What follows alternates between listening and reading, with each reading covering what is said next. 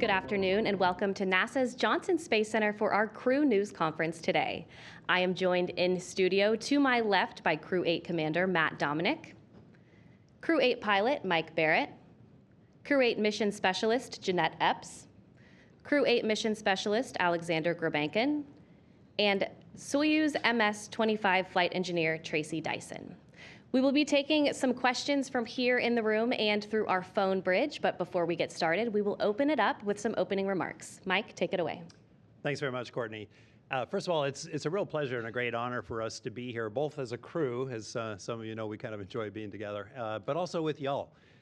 This traditionally marks an inflection point in our preparation for spaceflight, where we have finished a really brisk training flow, a very busy one, and now are deemed spaceflight ready. And it gives us a chance to pause and to think about all the people, the large community that helped get us and our spaceships ready to go. It also makes us think about the responsibility, the very serious responsibility of running the International Space Station, which the world has built. We accept that responsibility with humility and respect. We will carry a lot of our community with us when we get up there, and we are really looking forward to our respective launches on the Dragon and the Soyuz. So welcome. We would like to welcome you as well. It is not lost on us that today is the day of remembrance. We really thank NASA for keeping this tradition going. This is a chance for us to honor our fallen space brothers and sisters and to really reflect on the purpose of the exploration effort. And it also gives us a chance to affirm that purpose and to muddle forward with determination, with ferocity, with real seriousness. But we do it in a way that relentlessly identifies these risks and manages them to the best that we can. And keeping this day of remembrance ensures that that mindset is baked into NASA's DNA in everything we do. So I thank the agency for keeping this day sacred to us. With that, I'd like to open it up to the floor, and we are here for you. All right, thank you, Mike. We will start with our first question on the phone bridge from Marcia Dunn with Associated Press. Hi, I'm hoping you could hear me. For Jeanette, you should have flown years ago on a Soyuz, then you got assigned to a Starliner, now a Dragon. Did you ever think you might never fly? And how did you keep your morale up through all this and manage to persevere to be here today? Thank you. Well, it has been a number of years, but I was confident that I would fly, and the way that I kept I guess spirits up, you could say, was, we continue to train weekly, daily. We train vigorously for any mission that we're assigned to. So I've been pretty busy over the last few years, still training, still working towards the goal of going to the space station. And, unfortunately, Boeing, I'm not flying on Boeing, but I think that NASA felt that it would be more expedient to get me on a SpaceX and get flight experience, and then we'll see what happens in the future. Okay, we'll take our next question right here. Thank you, Mark Carreau with Aviation Week and Space Technology. I don't know if you have any spacewalks planned, but that's always drama and something to deal with. But maybe you could kind of summarize that, or if not, maybe there's some other maintenance thing on your agenda that you really want to take care of and put some focus on. Thank you. Well, I can start that a little bit. Every crew launches spacewalk ready. You never know when something is going to cough up a fur ball on the outside of the station you might need to go out and fix. But more recently, we've had some EVA content added to our mission, most likely. It's still being defined, but that's been a flurry of activity for a lot of us in these last very few weeks. That is one of the things that makes spaceflight wonderful to us, visiting vehicles and spacewalks, and you may know that NASA has scheduled a solar eclipse during our increment as well. So things like this really make spaceflight quite wonderful. But we're looking forward to those EVAs. We're looking forward to getting ready for them. Okay, our next question on our phone bridge from Bill Harwood with CBS News. This is for Jeanette. You were one of the most thoroughly cross-trained astronauts in the Corps. I'm not asking you to play favorites, but maybe give us some impressions of what you think of the Crew Dragon, realizing you hadn't flown in it yet, of course, maybe compared to Soyuz and Starliner. Thanks. Well, I would start out by saying that any space capsule that we can take to space is amazing. So all vehicles, they are different, but they all serve the same purpose to get us to our International Space Station. I would say that each one has their advantages. You know, SpaceX is probably a little bit more spacious.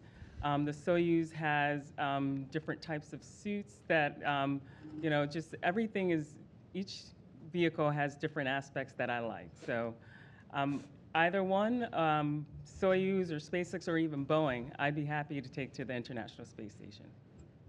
Okay, our next question is here in the room. Go ahead. Yes, hi. Will Robinson-Smith with Spaceflight Now. Thanks for answering some of our questions. We could go down the line. If you would describe a personal memento, something special that you're planning to bring up to station, and why you happen to choose that. Thanks. Oh man, we're in a unique position where we actually get to take quite a few things, and so they kind of fall into two categories. My first category for me was thank yous, was stuff that you take as a thank you to the folks that helped get you here, right? That's friends, that's family, that's the mentors that just kind of popped into your life at the right time and said the right thing that set you on a new course. And so I'm here today because of those folks, and I'm flying a few things which I'll probably bring up later, or just, you know, those would be secrets for later. And then also thanks for family, right? And for me, one of those items is a really important part of my childhood was time, fuel, distance, which came to help me later in life.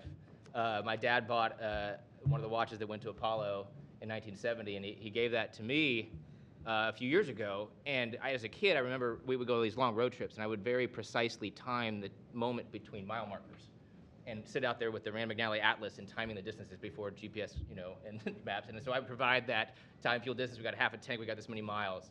And so now that watch is going to space station and is going to orbit the Earth for me, and maybe I'll time a few things with it. Keep going down the line. Mike, go ahead. Well, I mean, the coolest thing I'm taking to space is these guys, honestly. You know, this is my third flight, and the academic institutions that helped set me on my path, I've flown things for them in previous flights. But like Matt, people who have helped build me, help inspire me, I'm taking mementos for them. And probably the most precious things are just photos of my family. Yes, hardcore photos. Hard photos rather than just digital. Well, down the line. For me, one of the most special things that I'm taking with me is a photo of my mom. I was selected in June 2009, and 5 days after I was selected, my mom passed away. But I wouldn't be here if it wasn't for her and her work ethic and her emphasis on education growing up. So she was a big part of the reason that I'm here. So that's one of the most special things that I'm taking with me.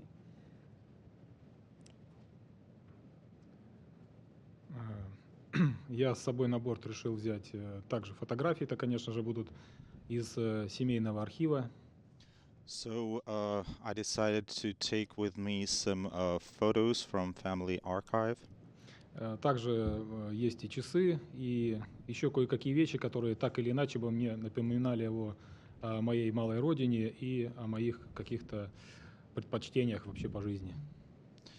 And I will also take a watch and some things that remind me of the place where I was born, and things that remind me of some precious moments in my family. Да, ну и некоторые вещи, конечно, там будут, которые мне будут необходимы для проведения каких-то определенных, может быть, экспериментов, но это уже более такая тема, которую не стоит для данного мероприятия. And I will also take some things, or I should say mechanisms, that I would use to perform some experiments and scientific activities, but this is a different topic. Okay, Tracy. I think for me, the most unique thing that I'm taking is a journal.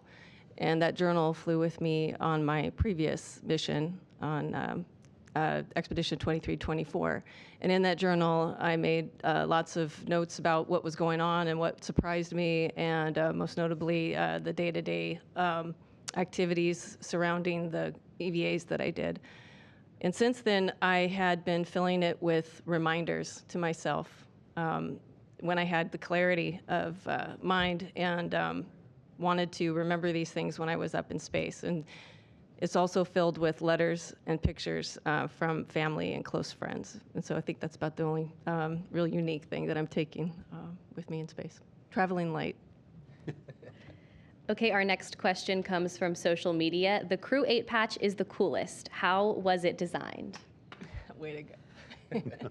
Matt, this is a good one for you. I appreciate it. It was a team effort. It took some time. I'm a system engineer and thus wrote a very general requirements and passed them on to a great artist who was able to help us put it together. Very simple in nature. One of the requirements is that a central element of the patch shall be removable for like simple logos. And so, other various requirements we put together. Another aspect of the patch is it's really about the team and the international effort. And the patch looks down upon the Earth from the north so that we could capture a view of the Earth that showed where all of us are from. So we capture Siberia and the parts of the United States where we are from, just to show that this is one team moving humanity forward. But other than that, it's pretty simple. The eight is clear. Okay, our next question is from the phone bridge, Robert Perlman. Thank you. There was mention of the solar eclipse, and I know last time that we had an eclipse pass over the continental U.S., there was a concerted effort aboard the space station to photograph it and document it. I'm wondering if there has been any talk of special training or special cameras to take up, or how you're preparing for that event in April.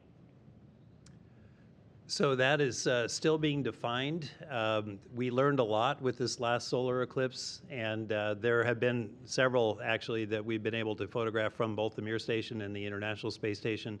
The big difference now is the camera complement that we have. The imagery will be, I think, much more crisp and we have much more capable cameras on board.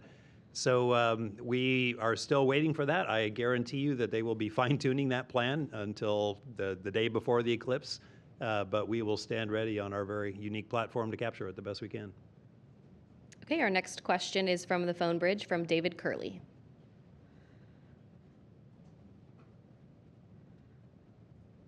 Thank you very much. Tracy, I don't want to invade your privacy, but you talked about your journal. I think it's interesting for an astronaut who's been in space, has come back and contemplated it, and is going back. What specifically you'll be thinking about on this mission? Thank you. Oh, wow. I don't know how to put that into a nutshell. I think that looking back on the mission that I had before, it was my first long-duration mission, and I was so focused on the tasks that I knew that I had ahead of me. And I think that looking back on that, there's a lot of personal growth that happens when you live in space for 6 months, and with all your other personal life on the Earth happening at the same time. I was newly married, and my husband was in the military, deployed on a ship, and my parents were living in California and going through life, and I just wasn't ready to divide my attention between all three activities. And I think this time I'm going with a little bit more clarity on who's at home, and my husband's not on a ship anymore.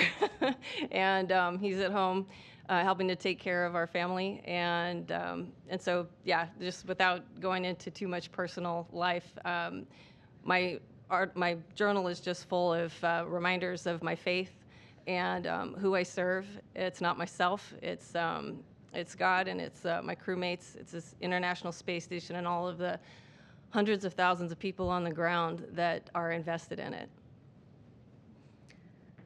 Okay, our next question is from Gabriel on Instagram. What experiments will you be conducting in space?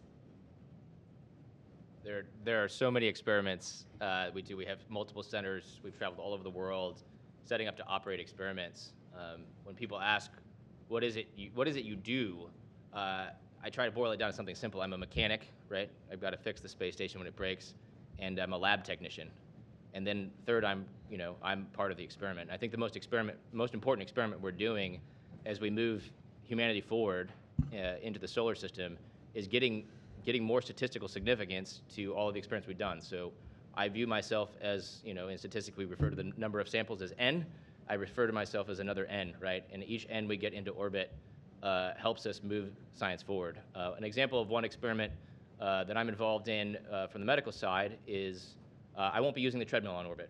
We have a treadmill, we have a bike, and we have a weightlifting device on the space station. And to me, a treadmill takes up a lot of space, and flying in space, having a mass is a penalty that you have to lift off with fuel and move around wherever you're going. And so a treadmill takes up a lot of space, and there's a hypothesis out there that maybe we could do without a treadmill and only use other devices and still not have bone loss or other impacts. So that's just one example of all of the science we're going to be doing. Okay, our next question is on the phone bridge from David Denault.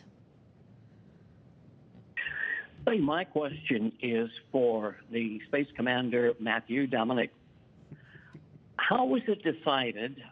Did you all draw straws, put your names in a hat to decide that Steve Dyson, your flight engineer, would be on the Soyuz MS-25 spacecraft? Did we all draw straws? No. Oh, you mean about how we were assigned. It's like, oh yeah, Tracy drew straws. We all no. That is a task that occurs at the CB chief, or assume about CB. That makes no sense. That's our mail code. We refer to everything here by a mail code for some reason. The chief of the astronaut office, and then above, sit down and find groups of people that they think work well together based upon their diversity of experience. And then one day you get a phone call. So that's about our insight into the process. And what he's actually saying is that because I'm by myself, that I can't work with him. Is that what you're saying? I very much enjoy working with Tracy. We trust Tracy to work loaded by herself. I need lots of supervision. That's true. But I want to emphasize, though, that who flies on the Dragon, who flies on the Soyuz is kind of akin to what commuter car you're taking to work.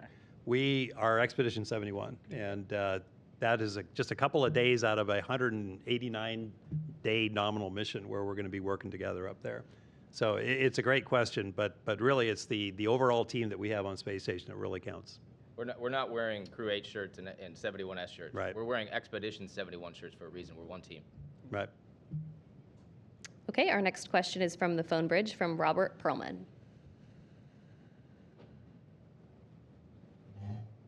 Thanks. It was mentioned during the last briefing that for the Crew 8 launch, it might occur in late February, and that sets up a possibility of making a little history and becoming the first human spaceflight on February 29th. I wonder if you've talked about it as a crew. I know you can't control when you launch, but have you realized that and had any discussions about it? February 29th. I am a leap day sensitive father. My youngest child was born on leap day. So I will launch where we were commanded to launch, and we were happy to do so, but we're going to make sure that's a special day for her. And I think we're living in a really, really cool part of human spaceflight. We're expanding so fast, we're growing so fast. It's a great time to be alive in spaceflight. I was talking with a few folks and flight directors a couple days ago about, could you imagine if I had walked up to you 5 years ago and said, our constraint to launch is launch pad availability, right? You would have thought I was crazy.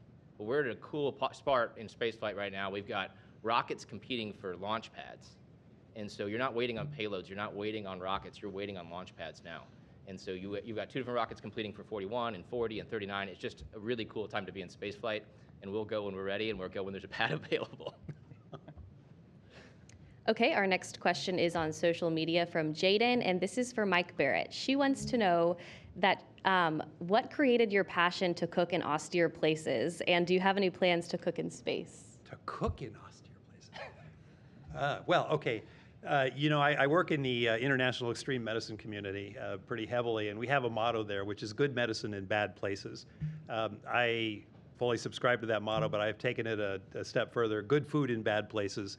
I love to cook. I'm the main cook at home. I have been for many years. That included raising my 5 children, and I taught them all how to cook. Cooking makes me feel human. It is a way to be creative. It's a forcing function to put things together and satisfy yourself and minister to people that you love at the end of the day. For me, I'm also a sailing freak. Making good food on a boat is something I've tried to do for a long, long time. And if I can take a really nice piece of tender beef to the top of a mountain and cook it and make it taste good, that fulfills me big time. We unfortunately don't get to cook that much on station. No open flames. We don't even have a microwave. But I can tell you that there's still a lot of creativity to be had by mixing pouches and freeze-dried foods together. So we will do that to the extent that we can, and when we get fresh fruit up there, that ups our game a little bit. So unusual tacos. A lot of us have front-loaded our game with special foods that are coming up for us. So as much as possible with freeze-dried food, canned food, and military rations, we're going to be creative.